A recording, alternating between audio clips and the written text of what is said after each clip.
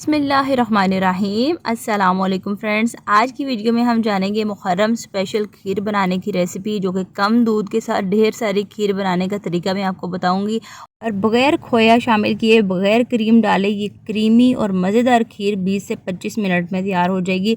बहुत ही आसान रेसिपी है, तो चलिए वीडियो को स्टार्ट करते हैं। सबसे पहले खुले मुंह वाले बर्तन में मैंने 3 लीटर दूध जो है ना शामिल कर दिया। और दूध मैंने खुला लिया है, गाढ़ा अच्छी क्वालिटी का दूध लिया। आप डब्बे का भी इस्तेमाल कर सकते हैं, लेकिन क्वालिटी के हिसाब से जितना अच्छा दूध होगा ना, रिज़ल्ट खीर का उतना ही अच्छा आएगा। जब तक इसमें उबाल आता है तब तक चावलों की तरफ आते हैं। तो यहाँ पे 2 कप मैंने चावल लिए थे, बासमती राइस मैंने लिए हैं। इनको 3-4 पानियों में धोने के बाद 1 घंटे के लिए मैंने भिगो दिया था। और यहाँ पे बहुत अच्छे से चावल फूल चुके हैं, सेट हो चुके हैं पकने के लिए। तो ये जो मेजरिंग कप दिखा रही हूँ, इसकी मदद से मैंने 2 कप लिए हैं और वेट में तकरीबन 350 से 400 ग्राम के लगभग होंगे ये चावल।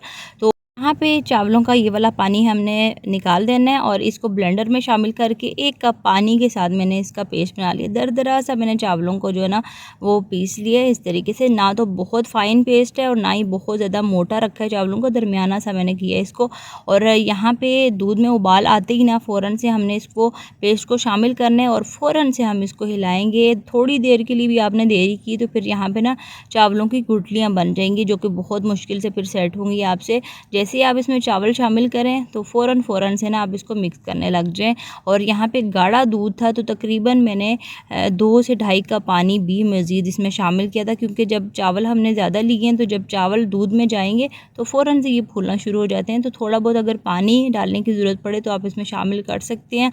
और यहाँ 12 से 14 मिनट में ना ये चावल अच्छे से पक जाएंगे, क्योंकि चावलों का फ़ाइन पेस्ट बना हुआ है तो बहुत जल्दी ये गल जाएंगे। जब तक चावल गल रहे हैं दरमियानी आग पे, साथ साथ हम तैयारी कर लेते हैं दूसरी, ताकि फिर 20 से 25 मिनट में झटपट से हमारी ये खीर तैयार हो जाए।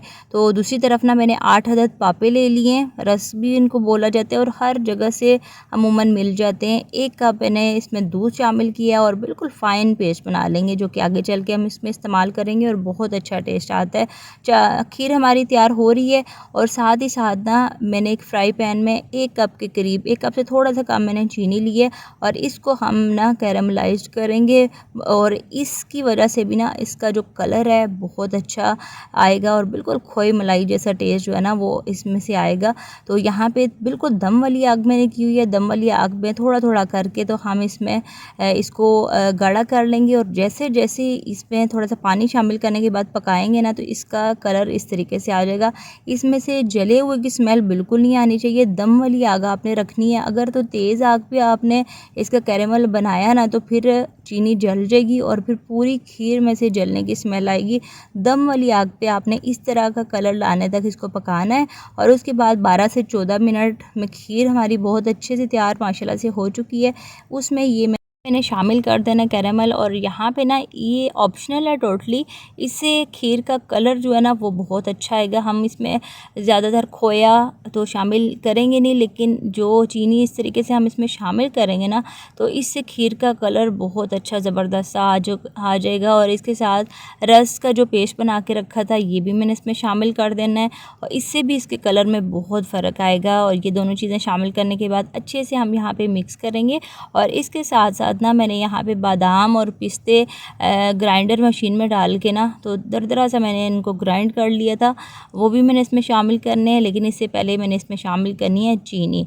तो 3 किलो दूध से जो खीर हमारी तैयार हो रही है ना, तो इसमें तकरीबन 3.25 कप मैंने चीनी के शामिल किए थे। 1 कप से हमने कैरेमल बनाया है और उसके बाद ये तकरीबन 2 कप से थोड़ी सी ज़्यादा ही चीनी थी। थोड़ी सी मैंने बचा ली है, लेकिन आगे चल के मैं आपको दिखाऊंगी ये सारी चीनी पड़ जाएगी। अगर तो मीठा आपको कम पसंद है तो फिर चीनी अपनी मर्ज़ी के मुताबिक डाल सकते हैं, लेकिन ये खीर की क्वांटिटी के लिहाज से 3 से 3.25 कप के करीब चीनी इसमें शामिल होगी।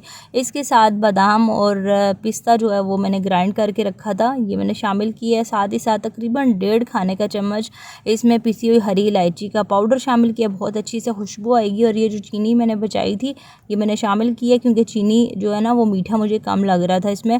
और यहाँ पे अच्छे से हम इन तमाम चीज़ों को मिक्स करेंगे। ड्राई फ्रूट आप अपनी मर्ज़ी के मुताबिक कोई से भी डाल सकते हैं, बादाम पिस्ते नहीं है तो इसके बगैर भी काम चल जाएगा। बहुत अच्छी टेस्ट के साथ ना ये खीर बनेगी।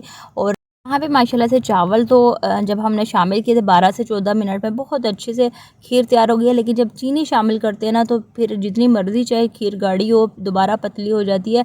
तो इसको तकरीबन 7 से 8 मिनट तक मज़ीद हमने दरमियानी आग पे पकाना है। और साथ ही ना तकरीबन आधा चाय का चम्मच मैंने इसमें शामिल किया है यहाँ पे केवड़ा एसेंस की ना बहुत अच्छी इसमें खुशबू आएगी।